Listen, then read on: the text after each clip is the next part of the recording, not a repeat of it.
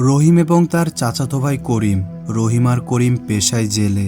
তারা দুজন একটি নৌকাতে করে নদীতে নদীতে মাছ ধরত। তবে ভাদ্র মাসের এই সময় তারা সুন্দরবনের খাড়িতে খাড়িতে বড় বড় শিলা কাঁকড়া ধরতে যেত। কাঁকড়া ধরার সবচেয়ে ভালো সময় হলো আমাবস্যার অন্ধকার রাত, কারণ গভীর রাতে চারপাশ নিস্তব্ধ থাকার কারণে কাঁকড়াগুলো উপরে উঠে আসতো, যার ফলে কাঁকড়াগুলোকে ধরতে খুবই সহজ হতো।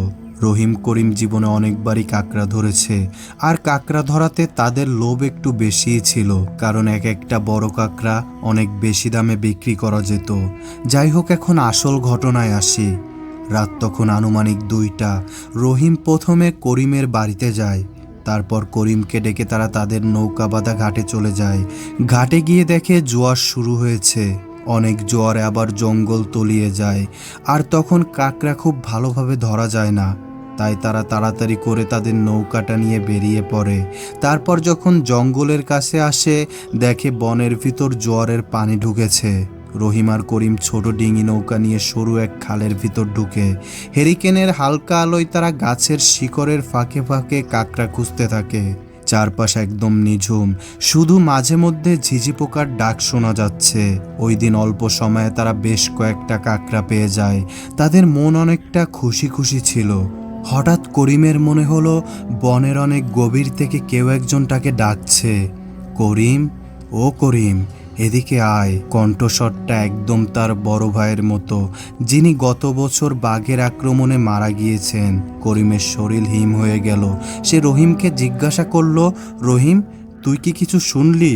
রহিম অবাক হয়ে বলল, কই না তো, শুধু পানির শব্দ আর বাতাসের শোষ ছাড়া তো কিছুই শোনা যাচ্ছে না। তারপর তারা দুজনেই ব্যাপারটাকে পাত্তা দিল না। আবার তারা কাঁকড়া ধরতে শুরু করলো। কিছুক্ষণ পর রহিম একটা বড় কাঁকড়া ধরার জন্য নৌকার একদম কিনারায় গেল। হঠাৎ রহিমের কানে ভেসে এলো তার মায়ের গলা। তার মা তাকে বলছে, বাজান রহিম, জলদি আয়, আমি তোর লাইগা পিঠা বানাইছি, তুই কতদিন আমার হাতের পিঠা খাসনি। রহিম হিতাহিত জ্ঞান হারিয়ে ফেলল। তার মা তো গ্রামের বাড়িতে, কিন্তু সেই কণ্ঠস্বর এতটাই স্পষ্ট আর মায়াবী ছিল যে রহিম বাচ্চা ছেলের মতো নৌকা থেকে নেমে বনের কাদায় পা দিল। করিম চিৎকার করে তাকে আটকানোর চেষ্টা করল, কিন্তু রহিম তখন এক ঘোরের মধ্যে। সে শুধু বনের গহীনে ঘন অন্ধকারের দিকে হেঁটে যাচ্ছে। করিম বুঝতে পারল এটা সাধারণ কিছু না, এটা নিশির ডাক। সে রহিমকে জাপটে ধরল আর বলল, ওইদিকে যাস না। কিন্তু রহিমের শক্তি তখন স্বাভাবিকের চেয়েও অনেক বেশি। রহিম তাকে ধাক্কা দিয়ে ফেলে বনের আরও গভীরে ঢুকে গেল। করিম হাল ছাড়ল না। সে হ্যারিকেন নিয়ে রহিমের পিছু নিল। কিছু দূর গিয়ে সে দেখল রহিম একটা বিশাল ঝোপের সামনে দাঁড়িয়ে আছে, আর তার সামনে কুয়াশার মতো একটা আবছা অবয়ব দাঁড়িয়ে আছে। সেই অবয়বটির কোনো স্পষ্ট মুখ নেই, শুধু দুটো জলজলে চোখের মতো বিন্দু দেখা যাচ্ছে। অবয়বটি তখন রহিমের দিকে কুয়াশার মতো একটা হাত বাড়িয়ে দিল। রহিম যখন সেই অবয়বটির হাত ধরার জন্য হাত বাড়ালো, তখনই করিমের মনে পড়ল দাদাজানের সেই কথা, কিভাবে নিশির ডাক থেকে বাঁচতে হয়। করিমও ঠিক তাই তাই করতে শুরু করলো। করিম দ্রুত নিজের গায়ের ফতুয়াটা খুলে ফেললো এবং সেটা উল্টো করে আবার গায়ে পড়লো। এরপর পকেট থেকে দিয়াশলাই বের করে একটা কাঠি জ্বালিয়ে চিৎকার করে বলতে লাগলো, আমরা তোরে চিনি, তুই মিথ্যা, তুই ভুয়া।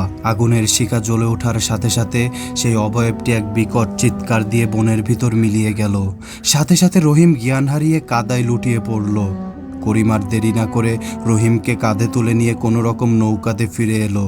করিম যখন রহিমকে নিয়ে বাড়ির দিকে আসছিল, তখন করিম স্পষ্ট শুনতে পাচ্ছিল কে যেন বনের ভিতর থেকে বলছে, আজ তোরা বড় বাচ্চা বেঁচে গেলি, এরপর আর জান নিয়ে ফিরতে পারবি না।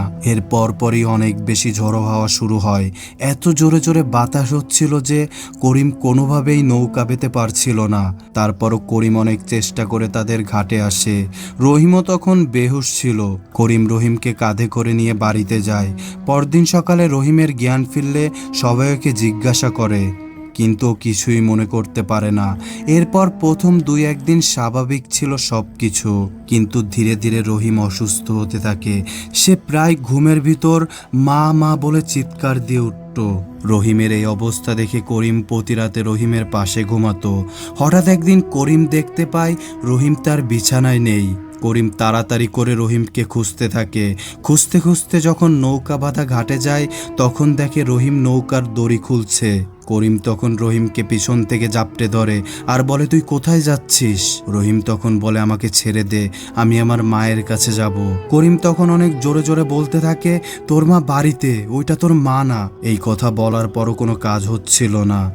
রহিমের গায়ে এত শক্তি ছিল, করিম কোনোভাবেই রহিমকে ধরে রাখতে পারছিল না। করিম কোনো উপায় না দেখে জোরে জোরে চিৎকার করে আশেপাশের অনেক মানুষজনকে জড়ো করে। যখন অনেক বেশি মানুষ চলে আসে তখন রহিম অজ্ঞান হয়ে যায়। তারা রহিমকে ধরে বাড়িতে নিয়ে আসে। এই অবস্থা দেখে করিম আর ঘরে বসে থাকে না। পরদিন সকালেই চলে যায় এলাকার এক বড় হুজুরের কাছে। হুজুর এসে প্রথমে রহিমকে ঝাড়ফুঁক করে, তারপর রহিমদের বাড়িটা বন্ধ করে দিয়ে যায় যাতে কোনো দুষ্টু জিন বাড়িতে না ঢুকতে পারে। তারপর থেকে আর কখনো কোনো সমস্যা হয়নি। রহিমকে নিয়ে আর কখনো রাতে মাছ ধরতে যায়নি করিম। বন্ধুরা, এটাই ছিল আজকের ঘটনা। ঘটনাটি ভালো লাগলে অবশ্যই ভিডিওটিতে লাইক করে চ্যানেলটি সাবস্ক্রাইব করো।